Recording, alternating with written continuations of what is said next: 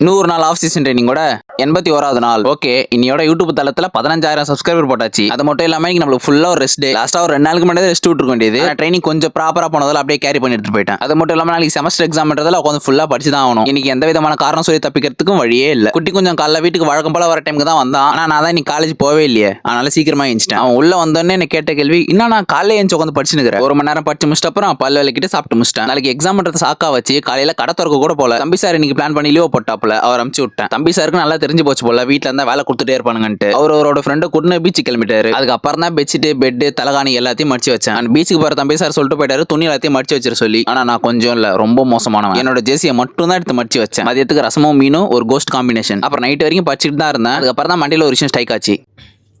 குளிக்க மறந்துட்டேன். சரி, அதுக்கப்புறமாச்சு குளிச்சுனான்னு கேட்டீங்கன்னா அதான் இல்ல. சரி, இப்போ ஒரு விஷயம் சொல்றேன். காலையில இருந்து எந்த விதமான ஒரு டிஸ்டர்பன்ஸ் மேலாம படிச்சிட்டு இருந்தேன். என்னடா இது டே ரொம்ப ஸ்மூத்தா போதே, கண்ட முன்றன் கோளாறான சம்பவம் எதுவுமே நடக்கலையே அப்படின்னு யோசிச்சுனே இருந்தேன். ஆனா அந்த சம்பவம் நடந்துருச்சு. அப்பதான் ஒரு போன் வருது. அப்பல நான் பஸ் ஸ்டாண்ட் வந்துட்டேன். வந்து என்ன வீட்டுக்கு கூட்டிட்டு போயிரு, நைட் நம்ம ஒன்னா உட்காந்து படிப்போன்ட்டு. தென்னை ரியலைஸ்டு, ஐயோ மேல முடிஞ்சு. அது யாருன்ட்டு நாளைக்கு சொல்றேன். அது வரைக்கும் தொடர்பில் இருக்கவும்.